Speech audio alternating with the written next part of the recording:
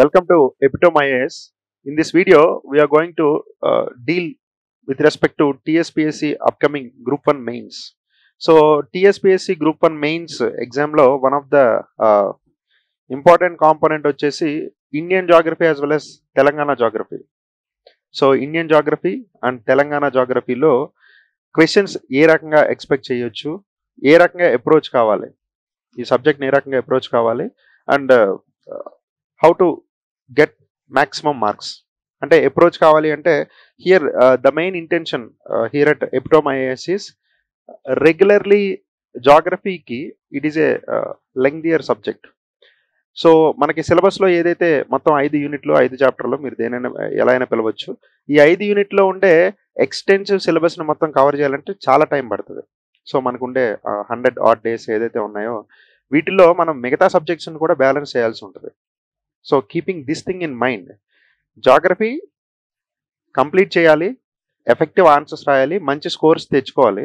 At the same time ఇదంతా కూడా least possible టైంలో జరగాలి, తక్కువ పాసిబుల్ టైంలో, తక్కువ వ్యవధిలో మన ఎఫర్ట్స్ ప్రాపర్లీ మార్క్స్ని తీసుకురావాలి. So that is the main intention or idea.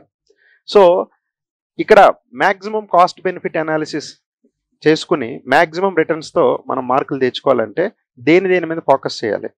So that would be the main core objective of this video.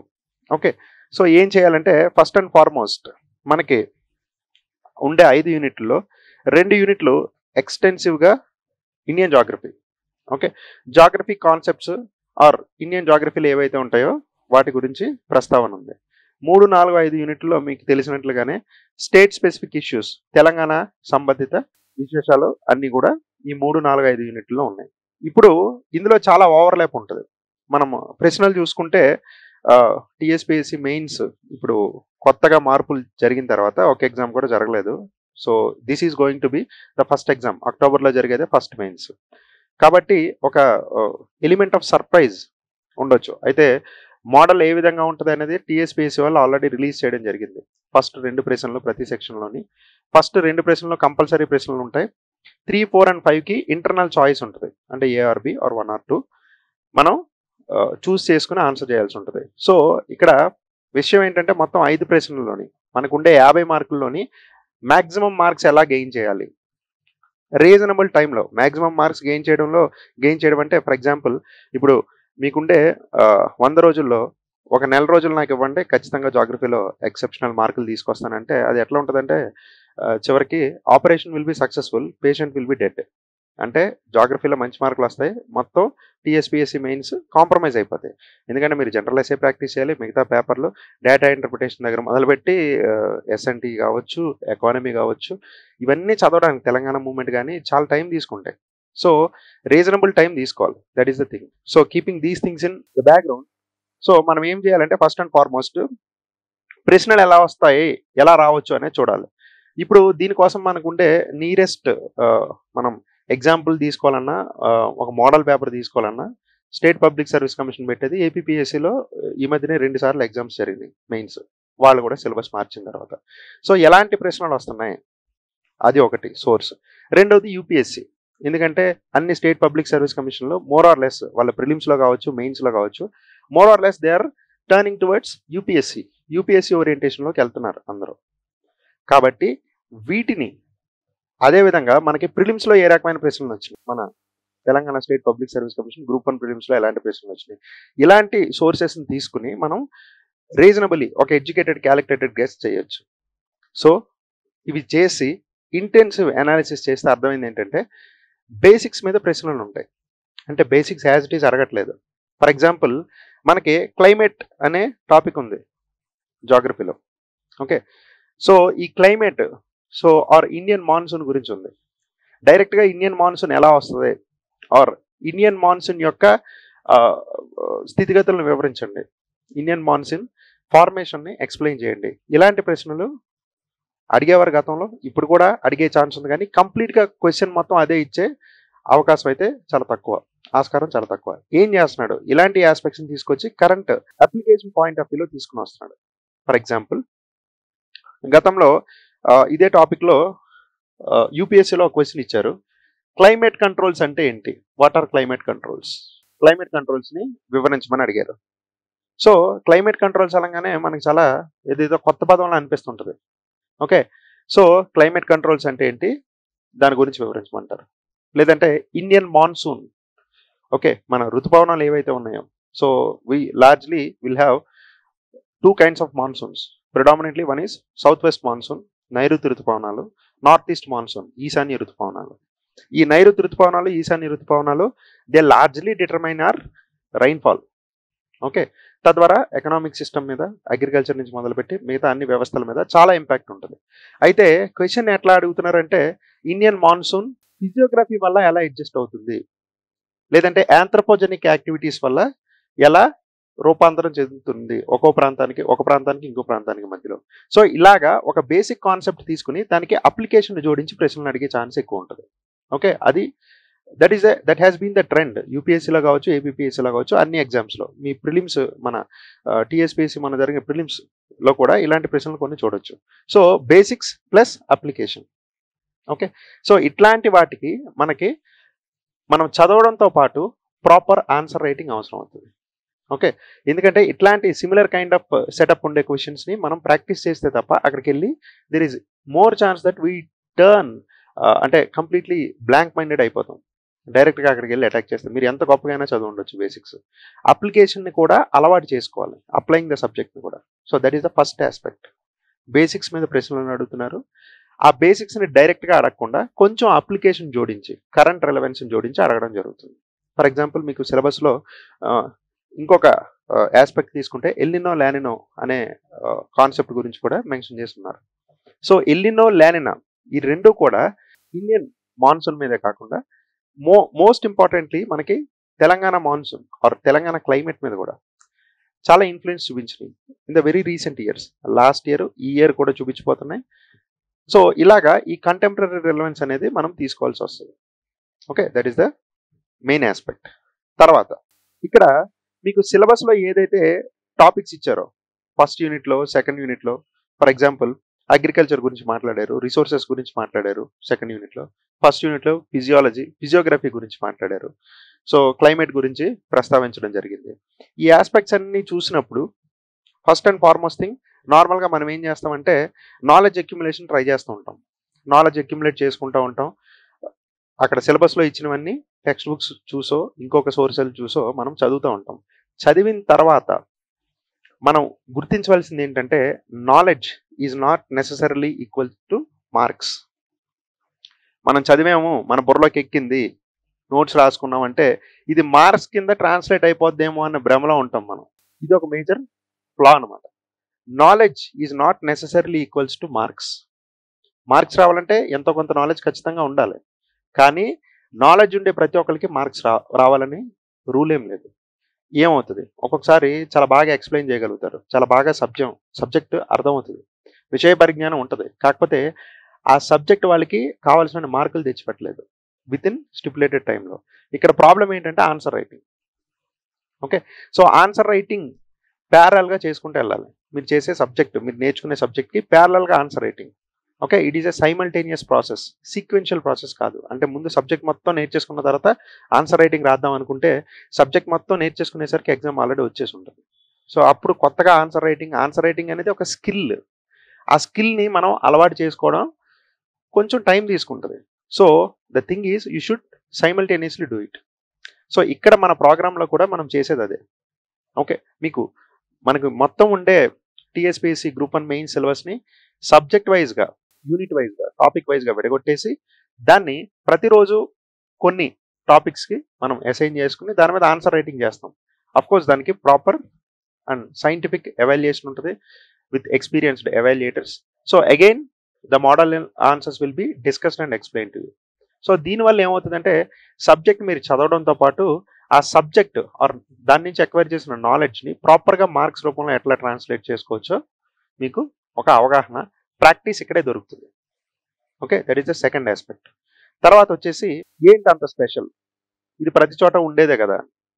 ఇప్పుడు ప్రతి చోట ఉంటుంది డెఫినెట్లీ. ఇక్కడ స్పెషాలిటీ ఏంటంటే the quality of answers. First thing, ఇప్పుడు ఏదైనా ఒక రెగ్యులర్ క్వశ్చన్ ఉందనుకుందాం, మనం తెలంగాణకి one of the most important factor తీసుకుంటే మినరల్ రిసోర్సెస్.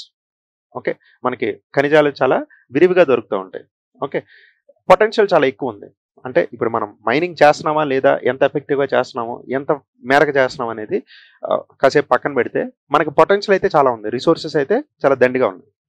అయితే ఇప్పుడు ఈ మైనింగ్కి వచ్చేసరికి జనరల్లీ ఏంటంటే మనకి సిలబస్లో కూడా 4 మేజర్ మినరల్స్ గురించి మాట్లాడారు. I think it is coal, lime stone, granite గురించి, వీటి గురించి మాట్లాడుతున్నారు, వీటి గురించి ఐ నోర్. సో ఇట్లాగా 4 మేజర్ మినరల్స్ గురించి ప్రస్తావించారు. ఓకే, ఫర్ ఎగ్జాంపుల్ కోల్ తీసుకున్నాం. కోల్ తీసుకుంటే కోల్ ఎక్కడెక్కడ ఉంది? మంచిర్యాల జిల్లా అంటారు. ఓకే, తర్వాత మనకి పెద్దపల్లి, ఇట్లాగా ఎక్కడెక్కడ దాని ప్రెజెన్స్ ఉంది అంతవరకు. సో ఏ గ్రేడ్ కోల్ ఉంది అంతవరకు.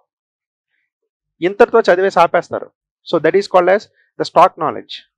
ఏదైతే స్టాక్ నాలెడ్జ్ ఉందో అంతవరకు చదివేసి ఆపేయడం జరుగుతుంది. ఇక్కడ మన ఇనిషియేటివ్లో చేసేది ఏంటంటే, apart from the stock knowledge will add lot of contemporary perspective, అంటే కరెంట్ పర్స్పెక్టివ్, డైనమిజంని జోడిస్తాం. ఎగ్జాంపుల్ తీసుకుని చెప్తాను. ఇప్పుడు మనం కోల్ బ్లాక్ అలొకేషన్స్ గురించి ఆర్ కోల్ గురించి మనం మాట్లాడుకున్నాం కదా.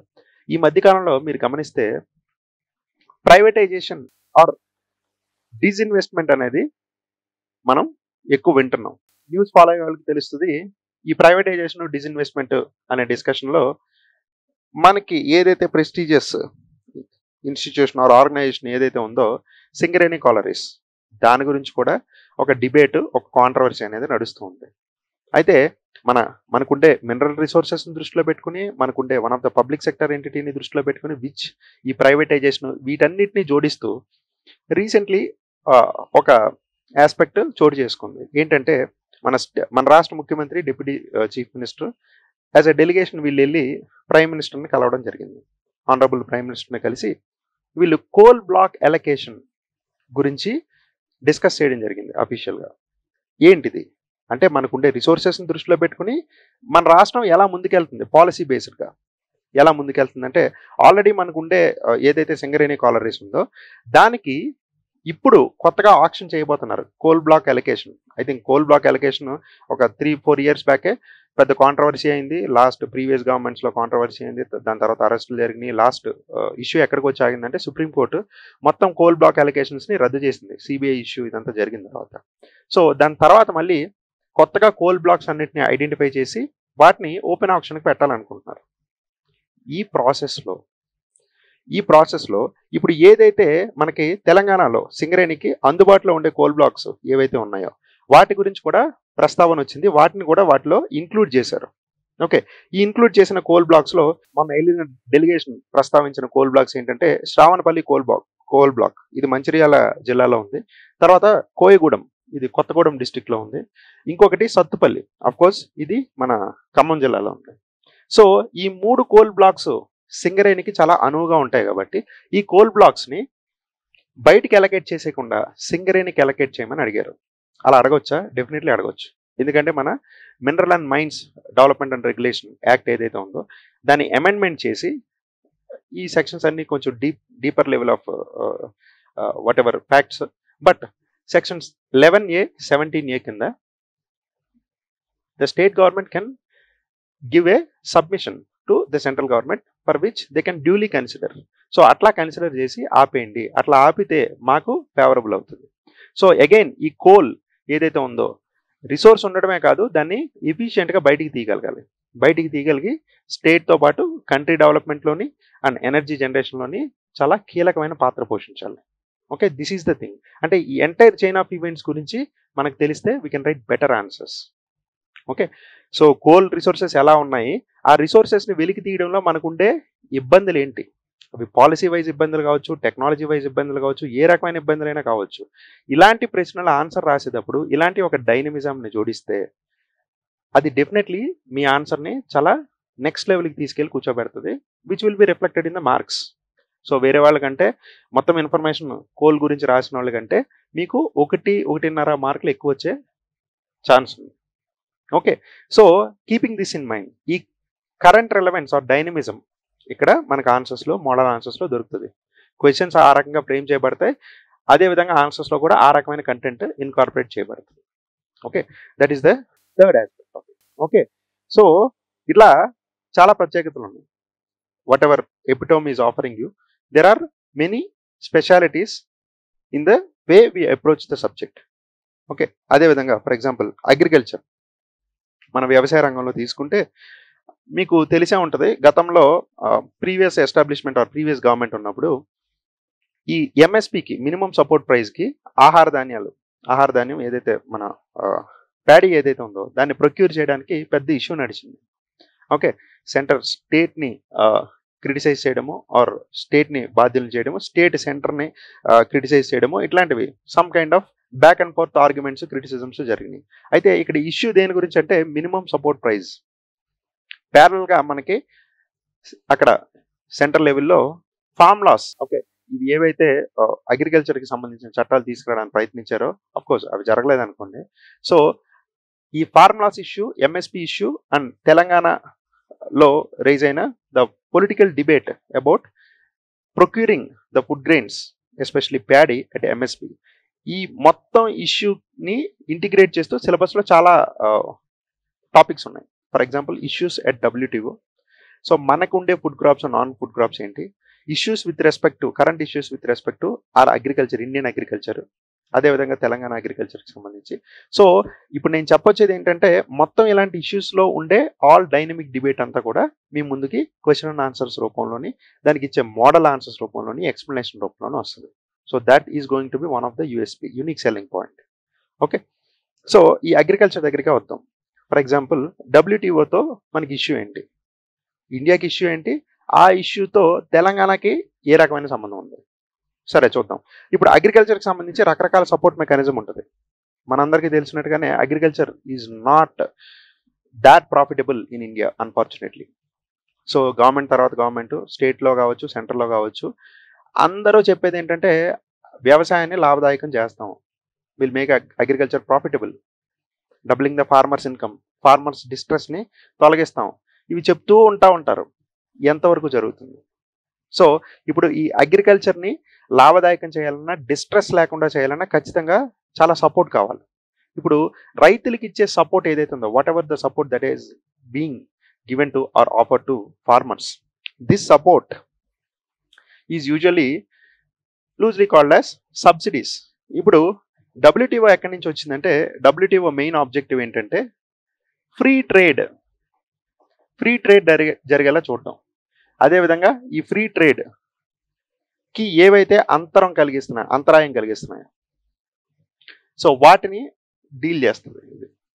So free trade as much as possible, only market forces, demand and supply మాత్రమే ట్రేడ్ని కంట్రోల్ చేసేలా చేస్తుంది. Any external factor are agency, అది గవర్నమెంట్ కావచ్చు, ఎవరైనా గ్రూప్ ఆఫ్ పీపుల్ కార్టెల్లో ఏర్పడి కావచ్చు, ఫ్రీ ట్రేడ్కి ఏ రకమైన అంతరాయం ఆర్ అబ్స్ట్రక్షన్ కలిగించకూడదు. So that is the main thing. So ఇక్కడ ఏమైందంటే ఇండియన్ ఫార్మర్స్ని సపోర్ట్ చేయడానికి మన వాళ్ళు ఎంఎస్పి ఇస్తున్నారు. MSP is a trade డిస్టార్టింగ్ practice. అంటే మార్కెట్ ఫోర్సెస్ని బేస్ చేసి, డిమాండ్ సప్లైని బేస్ చేసి మాత్రమే ప్రైస్ డిసైడ్ చేయకుండా ఆర్టిఫిషియల్గా గవర్నమెంట్ ఎక్కువ ప్రైస్ ఇచ్చి కొంటుంది. కొని ఏం చేస్తుంది, స్టాక్ హోల్డింగ్ చేస్తుంది. The state it self is doing stock holding, public stock holding అంటారు దీన్ని. Food corporation of India is the biggest buyer. So it stores huge amount of food grains and again central issue price పేరుతో స్టేట్స్కి ఇస్తుంది. So వాళ్ళు పీడిఎస్లో వాటిలో distribute చేసుకుంటూ ఉంటారు. ఇది మనందరికీ తెలిసిన మెకానిజం. సో ఇప్పుడు ఇలాంటి ఒక ప్రాక్టీస్లో మినిమం సపోర్ట్ ప్రైస్ ఇచ్చే దాంట్లో మన వాళ్ళు ఏం చేస్తున్నారంటే ట్రేడ్ని పూర్తిగా they have been distorting the trade. Okay, so ఇప్పుడు ట్రేడ్ని ఎప్పుడైతే డిస్టార్ట్ చేస్తూ వస్తున్నారో ఇలాంటి సబ్సిడీస్ని WTO అలౌ చేయదు. ఓకే, అఫ్ కోర్స్ అగ్రికల్చర్కి రకరకాల సబ్సిడీస్ ఇస్తున్నారు. ఈ సబ్సిడీస్ అన్నిటి గ్రూప్ చేశారు. బ్లూ బాక్స్, యాంబర్ బాక్స్, అంటే orange or saffron or whatever, amber is the colour. Next green box. Green is completely eco friendly. For example zero budget natural ఫార్మింగ్కి, organic ఫార్మింగ్కి, ఇట్లాంటి వాటికి, లేదంటే ఎఫిషియంట్ ఇరిగేషన్ టెక్నిక్స్ ఇచ్చేవి green subsidies అనుకుందాం. Next blue subsidies, ఏవైతే ఇవ్వదగిన subsidies, ట్రేడ్ని ఏమాత్రం distort చేయకుండా, డైరెక్ట్ బెనిఫిట్ ట్రాన్స్ఫర్, డెవలప్డ్ కంట్రీస్లో ఇస్తారు కదా, ఇప్పుడు మనకు కూడా మొదలు పెట్టారు PM కిసాన్ అని, రైతు బంధు అని, ఇట్లాంటివన్నీ డైరెక్ట్ బెనిఫిట్ ట్రాన్స్ఫర్, ఇవన్నీ బ్లూ బాక్స్లోకి వస్తాయి. ఈ యాంబర్ బాక్స్, యాంబర్ అంటే అర్థం ఏంటంటే ఇప్పుడు మన ట్రాఫిక్ లైట్స్లో ఉంటుంది కదా, యాంబర్ అంటే స్లో డౌన్ అని అర్థం. ట్రాఫిక్ సిగ్నల్స్ ఆర్ ట్రాఫిక్లో వెళ్ళేటప్పుడు అది ఫాలో అవ్వం, అది వేరే విషయం. యాంబర్ చూడంగానే ఇంకా రేస్ చేసుకుని వెళ్ళిపోతాం. అఫ్ కోర్స్ యాక్సిడెంట్లు అవుతాయి, అది వేరే విషయం. But Amber the main intention is slow down. అంటే ఇప్పుడు ఏవైతే developing countries subsidies ఇస్తున్నాయో, trade డిస్టార్టింగ్ subsidies, MSP లాంటివి, వాటిల్ని స్లో డౌన్ చేయండి. ఎందుకంటే ఎంఎస్పీ ఇవ్వడం ద్వారా ఒక రకమైన పంట పండించండి అని మనం చెప్తున్నాం. ఆ పంట తాలూకు ధరని మార్కెట్ ఫోర్సెస్ నిర్ణయించకుండా మనం నిర్ణయిస్తున్నాం. So that again is a issue or problem. Okay, so వీటిని తగ్గించాలి. వీటిని తగ్గించాలంటే ఖచ్చితంగా ఎంఎస్పీని ఇప్పుడు కాకపోతే రేపు, రేపు కాకపోతే ఎల్లుండ ఖచ్చితంగా ఎంఎస్పీని స్లోగా రోల్ బ్యాక్ చేసుకోవాల్సి వస్తుంది. అందుకనే మీకు గుర్తుంటే ఫార్ములాస్లో ఎంఎస్పీకి చట్టబద్ధత కల్పించమని ఆర్ ఎంఎస్పీకి స్టాట్యుటరీ బ్యాకింగ్, ఒక చట్టం చేయమని అడిగితే ఎంఎస్పీ ఇస్తాం కానీ చట్టం చేయమని చెప్పింది సెంటర్. మెయిన్ కారణం, this is the main reason. Okay, second coming to స్టేట్స్లో కూడా మీరు చూస్తే ఎంఎస్పీ స్లోగా రోల్ బ్యాక్ అవుతుంది సిస్టమిక్గా. అదేవిధంగా వాటి ప్లేస్ ఈ డైరెక్ట్ బెనిఫిట్ ట్రాన్స్ఫర్ ఏదైతే యాక్సెప్టబుల్ ఆర్ అలవబుల్ సబ్సిడీస్ ఉన్నాయో, బ్లూ బాక్స్ సబ్సిడీస్, అవి వస్తున్నాయి. మన రైతు బంధు కానీ, పిఎం కిసాన్ కానీ, ఆంధ్రప్రదేశ్లో రైతు భరోసా కానీ, ఇవన్నీ అవే. ఓకే, సో ఇట్లా ఇష్యూస్ సరౌండింగ్ అగ్రికల్చర్ అంటే ఇది. సో అదేవిధంగా అగ్రికల్చర్కి సంబంధించిన మిగతా ఇష్యూస్, క్రాప్ డైవర్సిఫికేషన్. ఇప్పుడు తెలంగాణలో అన్ని చోట్ల చేసినట్టే సెరల్ సెంట్రిక్ అగ్రికల్చర్ చేస్తారు. అది కాదు మనం చేయాల్సింది. మనకి చాలా వైవిధ్యం ఉంది, వెరైటీ ఉంది with respect to agro climatic zones. So ఇండియాలో 15 బ్రాడ్ ఆగ్రో క్లైమేటిక్ జోన్స్ ఉన్నాయి. తెలంగాణలో 3 ఉన్నాయి. కానీ 3 ప్రాంతాల్లో కూడా ఒకే రకమైన పంటలు పండించడానికి చూస్తాం. లేదు, కానీ కొన్ని పదుల సంఖ్యలో పంటలు పండించవచ్చు. So that is called crop diversification. So ఇలాంటి డైనమిక్ ఆస్పెక్ట్స్ కూడా జోడించి ఇవ్వడం జరుగుతుంది.